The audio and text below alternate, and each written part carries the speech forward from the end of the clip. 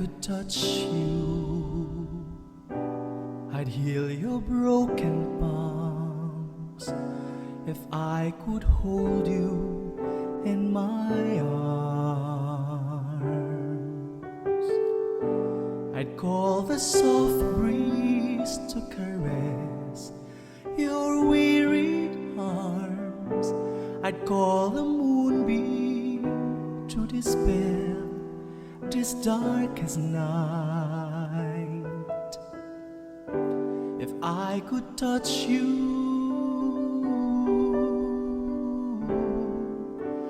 I would.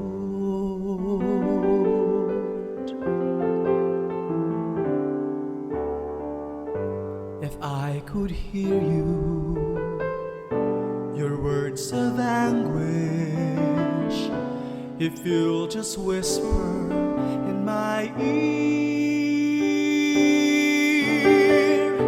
the sadness weighing down your heart that no man sees. If you just call me, I would sing, oh flaming hope. If I could hear you, I would. Lord, have I waited for you to hear my cry? Lord, have I waited for you to answer my plea? What you do to your brethren, you do it for me.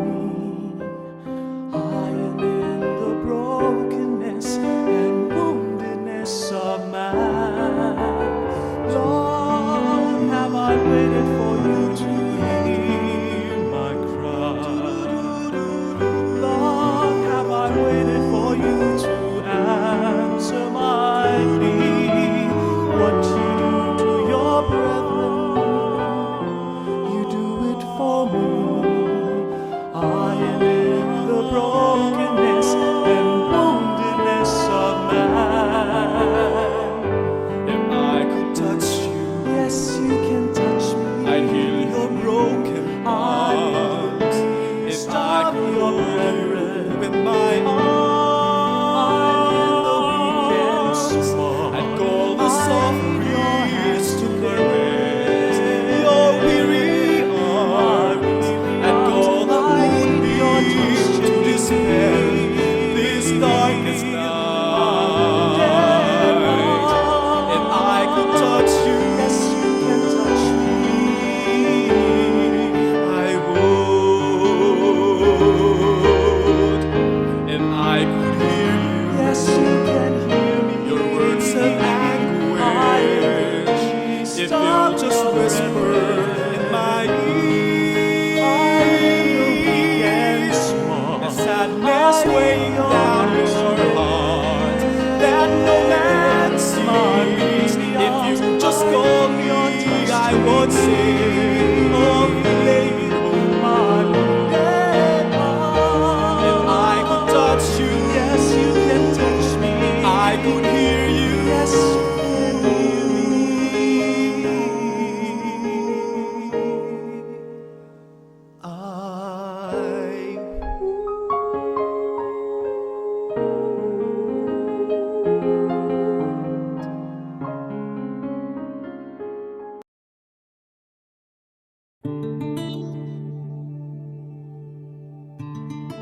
Mark 5:21 through 43.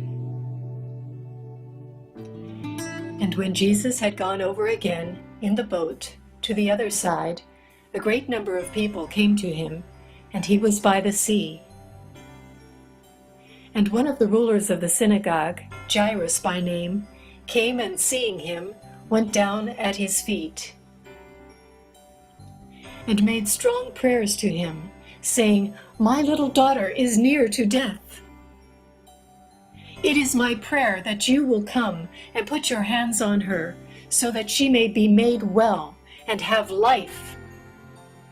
And a woman who had had a flow of blood for 12 years, and had undergone much at the hands of a number of medical men, and had given all she had, and was no better, but even worse.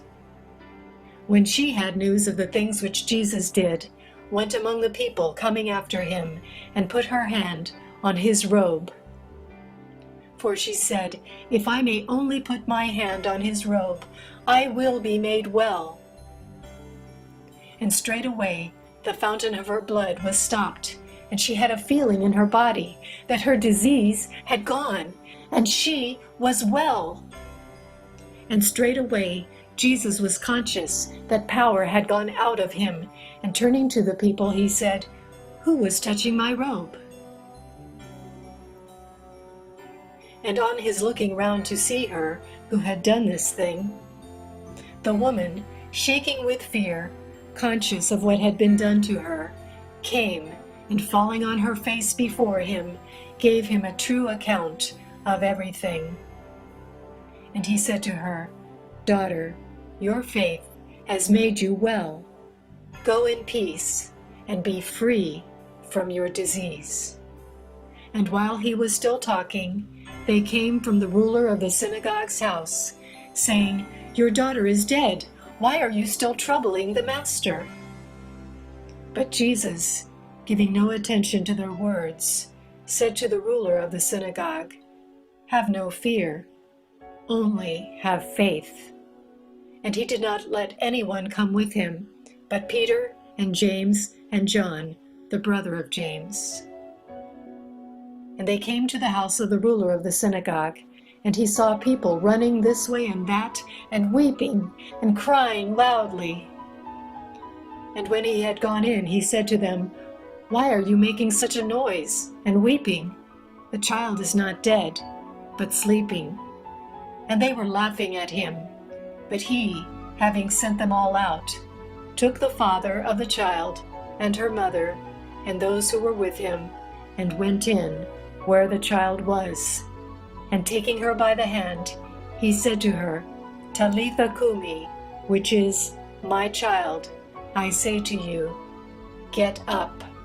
And the young girl got up straightway, and was walking about, she being 12 years old, and they were overcome with wonder.